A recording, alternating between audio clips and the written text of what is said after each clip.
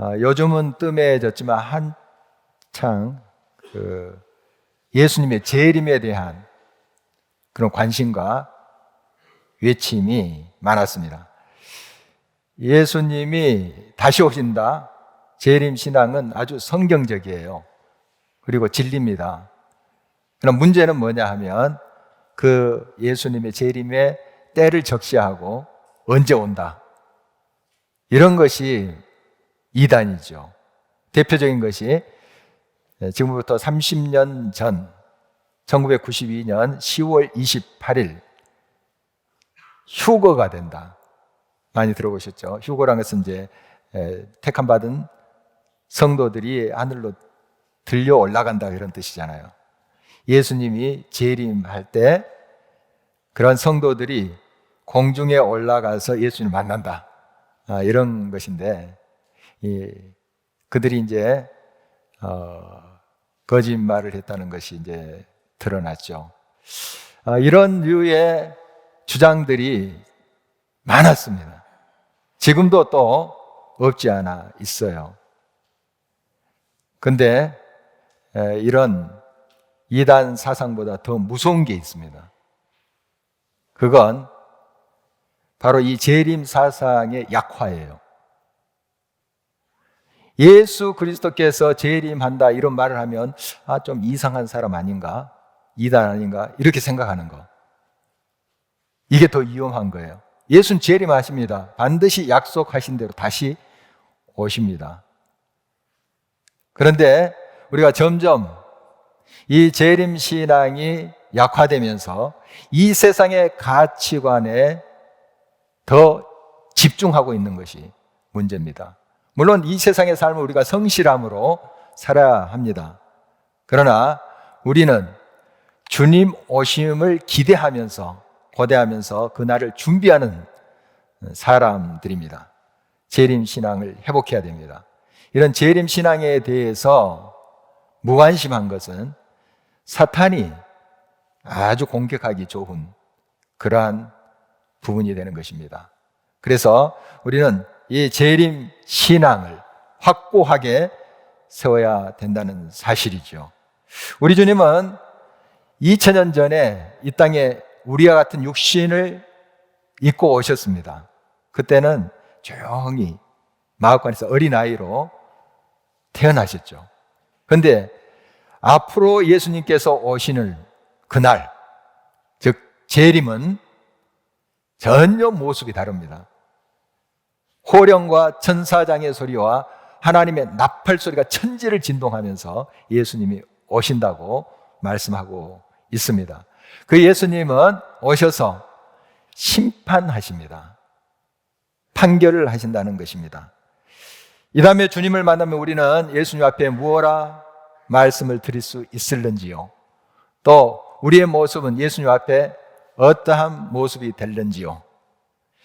오늘 우리에게 주신 말씀 통해서 지금 현재 우리의 모습을 점검하고 우리의 재림 신앙을 확고히 다시 세우는 시간이 되었으면 좋겠습니다. 그리고 재림의 날을 잘 준비해서 우리 이 다음에 주님 만나면 부끄럼 없이 설 수 있는 저와 여러분 되기를 간절히 바라는 것입니다. 바울은 바나바와 함께 제1차 선교여행을 떠났습니다. 지금 트리키에 동부 쪽입니다. 트리키에는 3개월 전 6월 1일에 터키에서 개명한 국가죠. 그러니까 그동안 우리가 터키 이렇게 했는데요.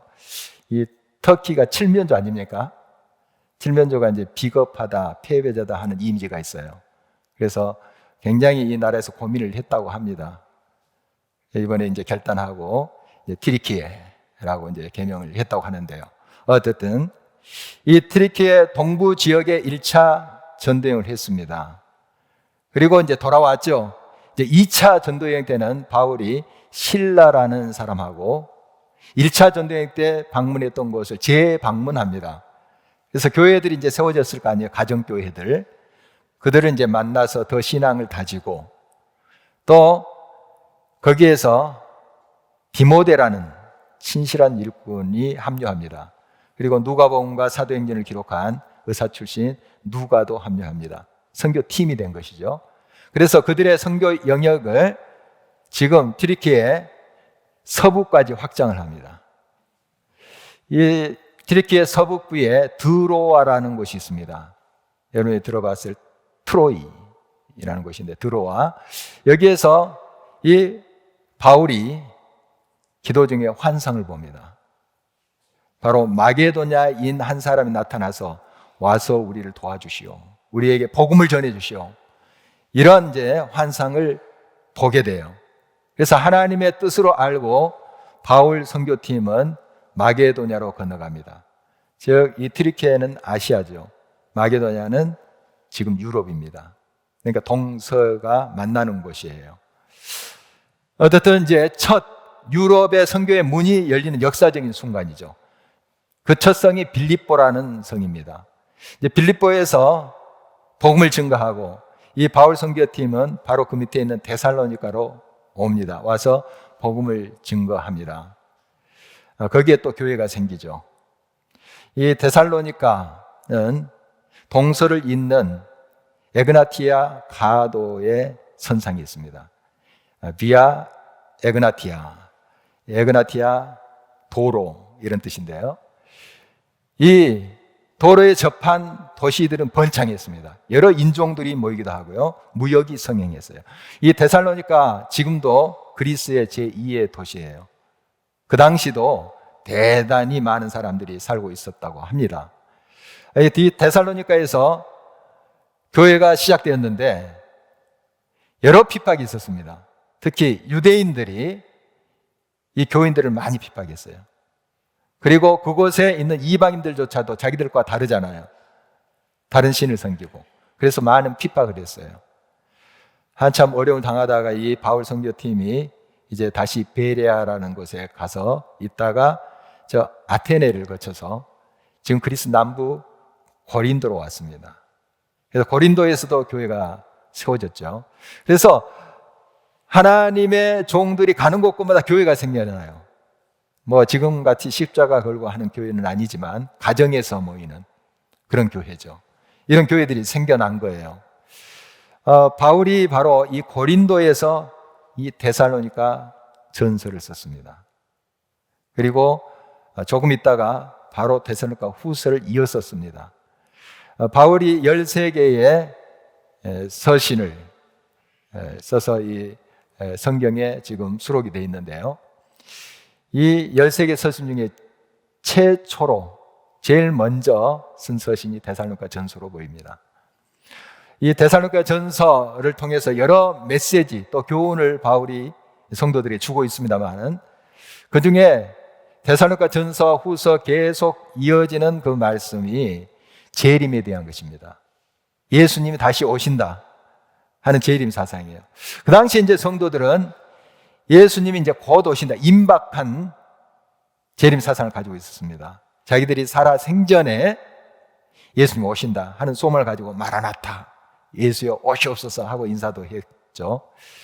그런데 예수님이 다시 오시지 않았는데 성도들 중에 세상을 떠난 사람들이 생겨났어요. 자, 그러면 죽은 사람들은 어떻게 될까 하는 의문이 있죠. 이런 질문들이 있었어요. 그 다음에 또 문제가 뭐냐 하면, 예수님이 이제 곧 오시는데 이 땅의 삶이 무슨 의미가 있냐? 기도하면서 경건히 마음을 추스리고 예수님의 재림을 기다리자 하면서 일하지 않는 사람들이 생겨난 거예요. 자, 이런 사람들도 음식을 먹어야 되잖아요. 먹고 살아야 돼요. 자, 결과적으로 어떻게 되겠습니까? 형제들의 짐이 되는 거예요. 형제들이 다 그들을 건사해야 되잖아요. 이렇게 게으름 속에서 지냈던 사람들이 있어요. 이게 교회의 문제가 된 것입니다. 이제 교회가 막 시작했는데도 이런 문제가 생겼던 것이죠. 그래서 이런 재림 사상에 대한, 올바른 재림 사상에 대한 말씀을 이 바울이 지금 고린도 전후서에서 하고 있는 것입니다. 예수님은 약속하신 대로 반드시 다시 오십니다. 그날은 밤에 도둑같이 온다고 성경 기록하고 있습니다. 그런데 낮에 속한 사람들, 즉 예수 그리스도를 믿고 빛의 자녀가 된 사람들에게는 그날이 도둑같이 임하지 않습니다.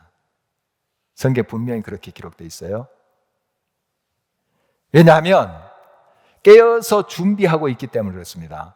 그날이 몇 월, 며칠, 몇 시다 하는 것은 알지 못해요. 그러나 그 징조를 볼 수 있어요. 깨어있는 사람은 현상을 볼 수 있어요. 그림자를 볼 수 있어요. 그래서 준비를 합니다.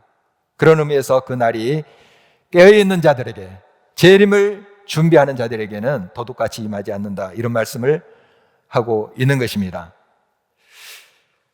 예수님께서 재림하실 때 모든 사람은 심판대 앞에 서게 됩니다. 이미 죽은 자들도 다시 살아납니다. 부활의 몸으로. 우리와 같은 지금 이 몸은 아니에요. 그러나 몸으로 부활합니다. 부활의 몸으로. 그래서 심판대 앞에 서게 되는데 두 부류로 분류가 됩니다. 빛의 자녀는 영원한 생명으로 가게 되고, 어둠의 자녀들은 영원한 지옥 형불로 가게 된다는 사실입니다. 하늘나라 천국은 거룩한 사람들만 갈 수 있는 곳이에요. 흠과 티가 없어야 돼요. 의로운 자만 갈 수 있어요. 빛의 나라예요. 어둠인 채로 존재할 수 없어요. 빛의 자녀만 갈 수 있는 나라예요. 완벽해야 됩니다. 자, 그렇다면 이 세상에 그 누가 완벽합니까? 완전 무결합니까? 흠이 없는 사람 어디 있습니까? 법 없이 살 수 있다 하는 사람도 흠이 있기 마련입니다. 자, 그렇다면 누가 천국에 갑니까? 그래서 우리 주님께서 오신 것입니다. 우리의 의와 우리의 선행으로 달고 닦아도 완벽한 의인이 될 수 없어요. 빛의 자녀가 될 수 없어요. 발광체가 될 수 없어요. 반사체는 될 수 있어도 스스로 빛을 발할 수 있는 존재들이 아니에요, 우리가. 그래서 예수님이 참 빛이 우리 가운데 오셔야만이 우리가 빛인 거예요. 예수 그리스도께서 이 땅에 오셔서 친히 고통과 수치를 당하시고 십자가에서 찢기셨어요. 그리고 피 흘리셨습니다. 그 예수 그리스도의 피로 말미암아 우리의 온갖 죄가 씻어졌고 우리는 빛의 자녀가 된 거예요. 의인이 된 것입니다. 그래서 예수님의 피밖에 없다 하는 고백이 바로 이것이에요. 주님의 피 밖에 우리의 모든 죄의 허물을 씻을 수 있는 것이 없기 때문에 그런 것이죠. 우리가 이 은혜를 받았어요. 우리가 예수 그리스도를 영접하는 순간, 그 빛 앞에 있는 순간 우리는 빛을 발하는 빛이 된 거예요. 그분을 떠난다면 우리는 스스로 빛을 발할 수가 없어요. 어둠이에요. 예수님과 함께하고 예수님 믿고 의지한다는 게 얼마나 귀한 것인지, 놀라운 은혜인지 다시 한번 우리 마음에 새겨야 될 것입니다. 그러므로 하늘나라는 오직 예수 그리스도의 은혜로 들어가는데요, 이 은혜를 받은 사람의 특징은 그 은혜에 감사해요. 보답해요. 여러분, 부모의 은혜를 진짜로 깨닫는 사람은 부모에게 참으로 효도합니다. 그렇게 돼 있어요. 불효를 저진다는 것은 부모의 은혜를 아직까지 깨닫지 못한 거예요.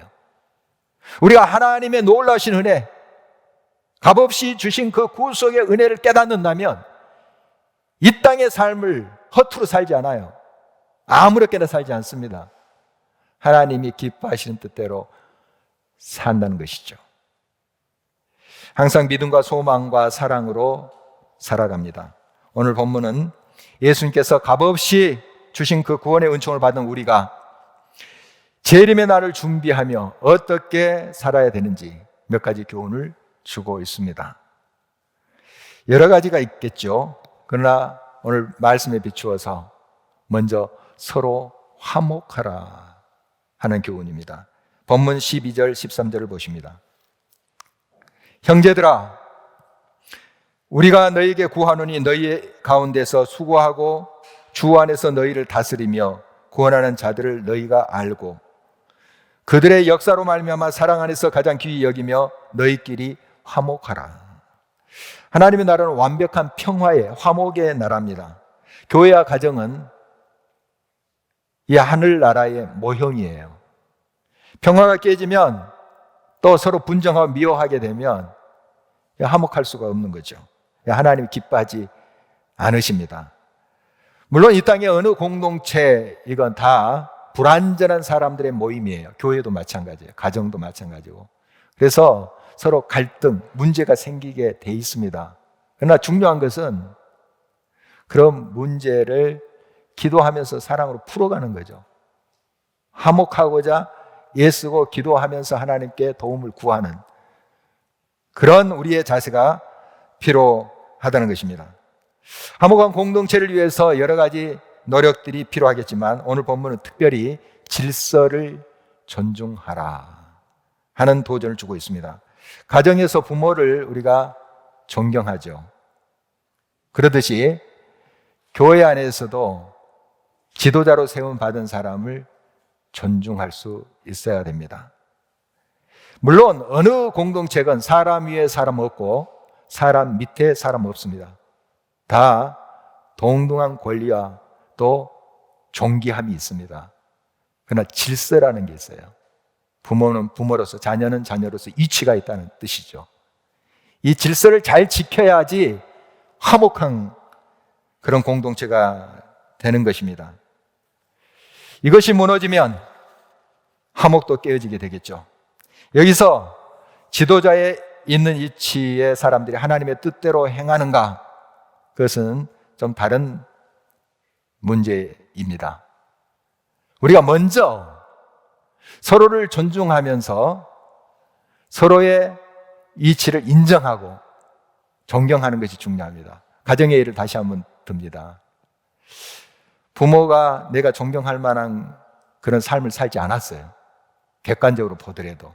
그러면 부모에게 내가 불효해도 마땅하다. 이런 결론을 가지면 안 된다는 거예요. 비록 부모가 지금 부모의 역할을 제대로 하지 못한다 할지라도 내가 존재하는 이유가 부모이지 않습니까? 부모 때문에 내가 존재하잖아요. 그래서 먼저 존중하고 존경하라는 거예요. 그리고 부모는 삶 속에 존중받을 만한, 존경받을 만한 삶을 보이는 것이 중요하겠죠. 서로가 먼저 존중하고 먼저 인정해 줘야만이 그 가정의 화목을 이루어 갈 수 있어요. 모든 공동체가 마찬가지이겠죠. 사실 우리가 무슨 의를 행하거나 굉장한 업적을 이루어서 하나님의 구원을 받은 것은 아니잖아요. 우리가 먹물보다 더 흉한 죄 속에 있을 때 우리 주님께서 이 땅에 오셔서 피를 흘려 우리 죄를 씻어주셨잖아요. 우리가 착한 일을 하고 있을 때가 아니에요. 죄를 짓고 있을 때 먼저 오셔서 손을 내미셨고 우리를 건져주셨어요. 부모가 이래야지 내가 존경한다, 효도한다. 자식이 이래야지 내가 자식 취급한다. 그런 조건이 먼저가 아니고 먼저 사랑하고 먼저 존중하고 먼저 손 내밀어야 된다는 것입니다. 여기에 화목의 키가 있습니다. 열쇠가 있는 것입니다. 재림의 날을 기다리며 준비하는 사람은 항상 선을 따릅니다. 누구에게든지 악으로 악을 갚지 않습니다. 내가 악을 나한테 행했어? 나도 악으로 대할 거야. 이게 아니라는 거예요. 성경의 가르침은 악은 그 모양이라도 버려라. 늘 항상 선을 좇으라. 이렇게 말씀하고 있습니다. 그래서 재림의 날을 준비하는 사람은 형제 자매들을 맞춤식 선으로 대합니다. 제가 좀 붙여본 이름인데 맞춤식 선. 이게 14절 말씀에 나타나 있어요. 한번 보시도록 하겠습니다. 또 형제들아 너희를 권하노니 게으른 자들을 권계하며 마음이 약한 자들을 격려하고 힘이 없는 자들을 붙들어주며 모든 사람에게 오래 참으라. 이 선을 행하는 거죠, 다. 그런데 그 사안에 따라서 또 사람에 따라서 맞춤식으로 선을 행하라, 이런 말씀이 되겠습니다. 이제 게으른 자들을 권계하라, 권고하고 훈계하라, 좀 꾸짖어서 고치게 해라, 이런 이제 말씀이지 않겠습니까? 아까도 말씀드렸다시피 데살로니가 교회에 성도들이 예수님 곧 오시는데 뭐 이 땅의 그 삶 무슨 의미가 있냐? 아, 기도하겠다. 기도 제대로 하는 것도 아니고 노는 거예요. 그러니까 다른 옆에 형제들이 또 먹여 살려야 되잖아요. 챙겨야 되잖아요. 굶게 놔줄 수 있나요? 힘들게 하는 거예요. 이런 일들이 있었던 거죠. 그래서 바울이 구체적으로 이런 교훈을 주고 있습니다. 이 게으른 자들을 권계하라, 충고해라, 꾸짖어라, 거치게 해라, 이런 뜻이에요. 데살로니가 후서 3장 10절에 보면은 일하기 싫어하거든 먹지도 말게 하라. 굉장히 심한 말이죠. 먹지도 말게 하라. 이 당시에 이 교회에 이런 문제들이 구체적으로 있었던 것으로 보여요. 그래서 이런 잘못된 길로 가는 사람들을 훈계해야 됩니다. 우리 자녀들도 잘못된 길로 가는데 뭐 사랑이라고 다 덮어줄 수 있나요? 충고하고 따끔한 말로 고치도록 하지 않습니까? 교회 안에서도 마찬가지입니다. 우리가 이렇게 이제 충고하고 훈계하고 책망할 때 주의해야 됩니다. 많은 기도와 사랑이 밑바탕이 돼야 돼요. 그것 없이 그냥 옳은 말을 했어요. 충고했어요. 그러나 상대방이 옳은 말인 줄 알면서도 상처받아요. 그러니까 이런 책망을 할 때, 훈계할 때 많은 기도와 사랑의 마음을 가지고 하셔야 된다 하는 것입니다. 그렇다면 당장은 좀 듣기 싫고 좀 그것이 상처가 될 수 있어요. 그러나 고치고자 칼을 댄 것이므로, 수술한 것이므로 아물게 돼 있어요. 새롭게 될 수 있다는 사실입니다. 17년 전 우리 길가의 교회가 시작되었습니다. 그래서 이제 제가 이제 담임 목사로서 사역을 하고 그 부교육자들이 있었죠. 좀 그때는 지금보다 부교육자들에 대해서 조금 더 엄했던 것 같아요. 제가 한 예를 들자면 새벽 기도회가 있잖아요. 매일 새벽 기도가 있는데 제가 이제 인도하고 설교하는 날도 이제 부목사가 와서 이제 이 음향 같은 거 점검하고 기도회를 할 수 있는 것을 이제 한번 점검합니다. 하고 기도회가 끝나면 불도 끄고 묵상 음악도 틀어주고 이런 역할을 해요. 그런데 하루는 그 부목사님이 시간이 다 됐는데, 기도회 시간이 다 됐는데 안 나타난 거예요. 그래서 제가 전화를 했어요. 안 받는 거예요. 고온히 잠들었나 봅니다. 그래서 제가 사모님한테 전화했어요. 조금 악랄하죠. 사모님한테 전화해서 사모님을 깨웠어요. 그래서 결국 목사님을 깨웠는데요. 그 목사님이 그 일로 마음에 상처가 됐나 봐요. 저한테 솔직하게 고백하더라고요. 그래서 이제 제가 참 그 솔직하게 표현한 게 고맙더라고요. 고맙고 다음에 또 그 말을 제가 기억하면서 잘 전목회에 또 교육자를 대하는 태도에 적용을 했습니다. 이제 저희 교회 사역을 마치고 다른 임지로 갔는데 지금까지 계속 제게 연락을 합니다.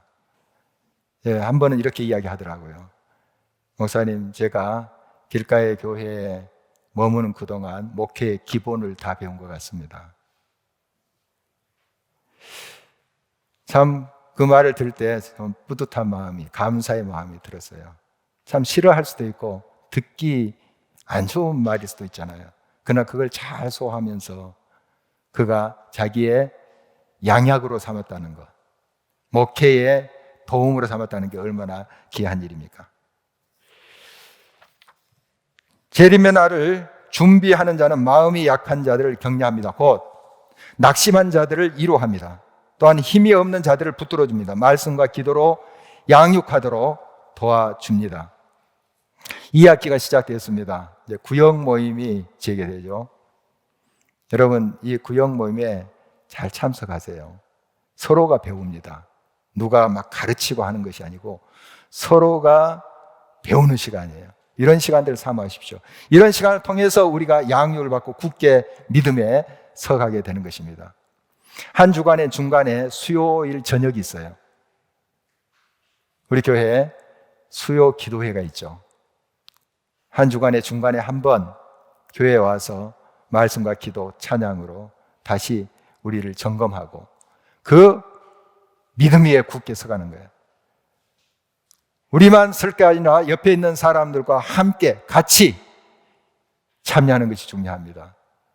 그래서 모이기를 패하는 어떤 사람들의 습관과 같이 하지 말고 그날이 가까울수록, 주님이 오시는 날이 가까울수록 모이기를 힘쓰라 하는 말씀처럼 우리가 서로 공고하면서 격려하면서 신앙에 굳게 서가야 될 것입니다.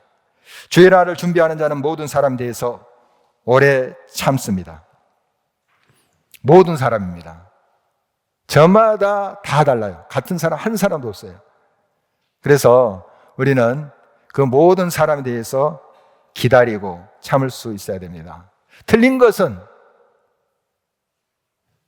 고쳐줘야 되죠. 그러나 다른 것이 있어요.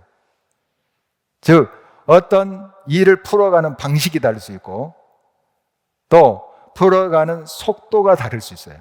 기다려줘야 됩니다. 그 틀린 거 아니거든요. 틀린 거가 다름을 여러분들이 구별할 줄 알아야 되는데 말씀에 비추어서 틀린 거 틀린 거예요. 그러나 방식에 있어서, 속도에 있어서 다른 것은 인정해 줘야 되는 거예요. 어떤 면에서 좀 느리게 느껴졌는데 그것이 올바른 결과를 빚어내고 오히려 더 빨리 일이 해결되는 수가 있어요. 그래서 여러분들이 서로 기다려주고 참아주고 받아주는 것이 중요합니다. 우리 주님께서 우리를 기다려주시지 않았습니까? 지금도 기다리시는 주님이세요. 당장 오실 수 있어요. 그러나 한 영혼도 더 하나님의 생명 가운데로 나오기를 원하시면서 기다리고 계시는 거잖아요. 우리 형제 자매를 우리는 사랑으로 인내로 기다려야 될 것입니다. 이렇듯 사람과 사안에 따라서 맞춤식 선으로 기한과 아울러서 늘 우리는 성령으로 충만해져 있어야 됩니다. 이 맞춤식 선은 대인관계, 다른 사람과 관계 속에서 적용되는 말이라 한다면 이 성령 충만은 조금 더 우리의 내적인 충만함을 말하고 있습니다. 여러 가지가 있겠지만 이 성령 충만을 요약해 보면 기뻐함, 기도함, 감사함으로 요약할 수가 있겠습니다. 우리가 너무나 잘 알고 있는 말씀이에요. 16절에서 18절을 한 목소리로 읽어보도록 하겠습니다. 항상 기뻐하라, 쉬지 말고 기도하라, 범사에 감사하라. 이것이 그리스도 예수 안에서 너희를 향하신 하나님의 뜻이니라. 최후의 심판날에 하나님의 뜻대로 사는 사람과 자기의 뜻에 따라서 사는 사람이 갈립니다. 전자는 영원한 생명으로 분류될 거예요. 그러나 후자는 영원한 지옥 형벌로 분류가 됩니다. 우리의 선택은 명확합니다. 성령 안에서 기뻐하고 기도하고 감사하는 것입니다. 하늘나라에 속한 사람은 항상 기뻐합니다. 환난을 당해도 기뻐합니다. 그의 삶에 슬픈 일이 없다는 말도 아니고 부르짖어 기도할 일도 없다는 것도 아닙니다. 비록 사망의 음침한 골짜기를 다닐지라도 그것에 기쁨의 근원 되시는 여호와 하나님께서 함께 하심을 믿고 또 느끼면서 기뻐합니다.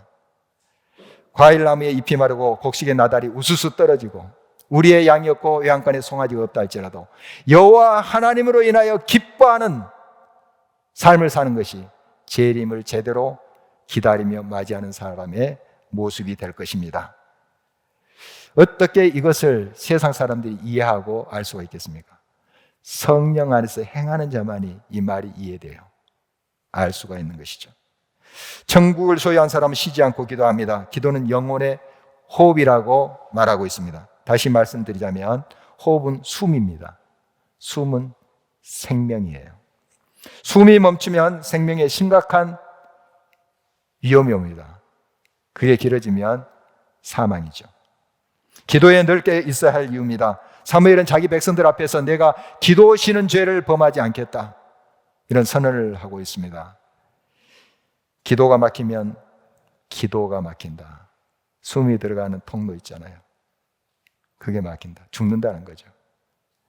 여러분, 이 말을 새겨드려야 될 것입니다. 늘 하나님과 기도하면서 영혼의 호흡을 하면서 영혼에 잇대어 사는 저와 여러분이 되시기를 간절히 바랍니다. 또한 천국에 잇대어 사는 사람은 범사에 감사합니다. 이 땅에 속한 사람들은 눈앞에 펼쳐지는 그 현상에 일희일비합니다. 그러나 하늘에 속한 사람은 상처 속에서 다시 돋아나는 새살을 봅니다. 실패가 성공의 어머니라는 것을 확실히 봅니다. 그래서 어떠한 상황 가운데서도 감사합니다. 이게 믿음의 사람들의 모습인 것이죠. 이렇게 하나님의 뜻을 따라 삶으로 이 다음에 우리 주님 만나면 기쁨으로 주를 맞이할 수 있기를 간절히 바라는 것입니다. 바울의 기원에 다시금 귀를 기울이면서 오늘 설교를 마무리합니다. 23절입니다. 평강의 하나님이 친히 너희를 온전히 거룩하게 하시고 또 너희의 온 영과 혼과 몸이 우리 주 예수 그리스도께서 강림하실 때에 흠없게 보존되기를 원하노라. 아멘. 우리 다 같이 일어나셔서 찬양하도록 하겠습니다.